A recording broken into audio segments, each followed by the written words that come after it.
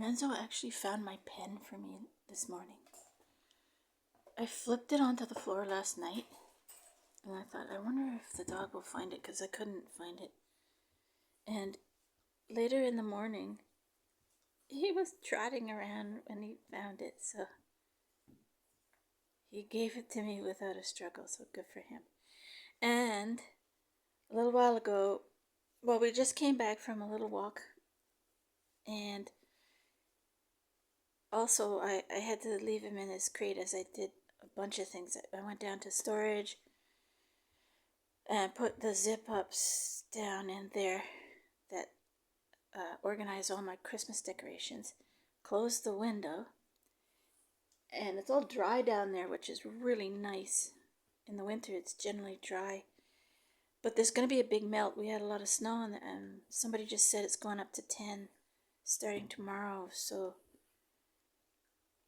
yeah, but I just had him out, and I saw somebody said hi to me who was seeing Renzou on the lead, just going on the road, and they just got out of their car with a similar, a Spitz but larger. I'm not sure if it was husky or not, but it was a little bit more lanky than a husky, and it was just sticking to them like glue. And big dog helping them bring in the stuff, and they were laughing and going into their apartment, and it was off lead. So there's a bunch of dogs that are doing that, and I don't know if Renzel will get to that point. They say never try it if he's not doing it 100% coming when you call in the house where there's zero distractions. But he comes to me. It's getting to be 75%. It was 50%, and he's doing it. He is coming, and I'm not really giving him food every time. I'm just telling him he's a really good dog, and I'm really pleased about it. So, but the other part of the time, he takes his time, and then I have to guess, okay, which way is he? And I don't want to go over there and go over there. I just want him to come. So, and he's just recently taken to biting on the corner of the wall. So I have to watch him every moment anyways. But I don't know how I missed that. But he's been pretty good in a lot of different ways. And then we did one of his favorite games is to jump. So there's like the little step up over there, and then he gets up and then he jumps to my lap, and it's so funny, and he enjoys it a lot. The only thing is, somehow I have reinforced not biting, but nipping, and he has his mouth wide open, and he's not biting hard or anything, but it's like, okay, no. So I've taught him this, and now I'm curious again on, because I read a lot of stuff. I was on overload on dog training, so now I have to go into more specifics. So I gotta go find out what in the world did I teach him. How did I teach him to be nipping and so-called biting me? So I've got to get him not to do that. But he is making, or I am. The more training I get, the smarter my dog is.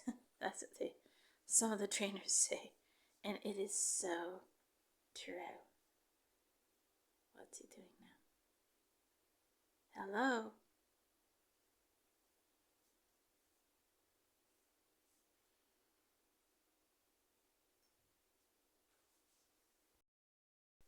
Why is it so interesting on that mat? Anyways, also, he has a strong prey drive, and there's different aspects to it, and he really likes to shake things. So I don't know where that little piece of material is, but he's been taking that rag like just to dry my boots. And by the way, he loves snow, and I should go out there and get some. I don't think he likes the distilled water I'm giving him. He'd rather have snow. So I have to find out about that too. And he just, if it were a dead prey animal, that rag would have had his neck broken so many times. So he's really good at that. He was just like really, really shaking it. So I need to give him something. Maybe I'll find something else. And I cut the end off of that rope ball thing because he was starting to really eviscerate it, pull the strings. So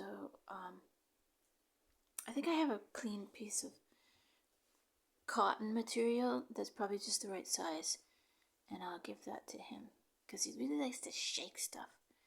He's so funny, and he's really funny when he jumps.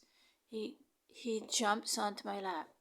He goes up on the step that has the towel on it, and then he jumps on my lap. It's hilarious.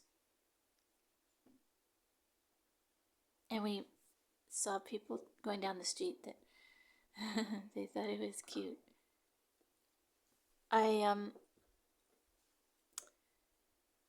There's this method of ignoring a dog at first so that you don't get them overly excited when they meet new people. So that's when but I can't go around teaching people that. So, and he's so cute. But anyways, we're getting there.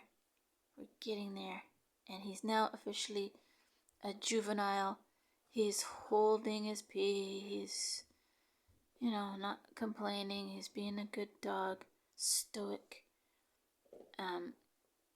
We can't let him overwork himself because he really won't have the bones in his body like at maturity till 12 months. And he's not quite 4 months. So even though he has the will to possibly go on the stairs, he's still moving around a lot like a puppy, and he forgets himself and slides and falls off of short things. So I have to really protect him and not overwork him. And when you think about it, if I don't think dogs came from wild animals, it's like humans did not come from apes, okay? No. But they share things in common with so-called cousins like wolves, and wolves are not like coyotes and foxes. They're just not. So they're different. Anyways, they, if you could compare, you do the wolf parents leave the cubs and go off and do strenuous things and come back and chill and everything, and they let the younger puppies eat. They even teach the older siblings to let the younger puppies eat, and just there's all kinds of really neat things that go on that are not going on with dogs, just like people are not doing what apes are doing. So it is interesting, very, very interesting. Some people say they domesticated themselves, kind of like husbands.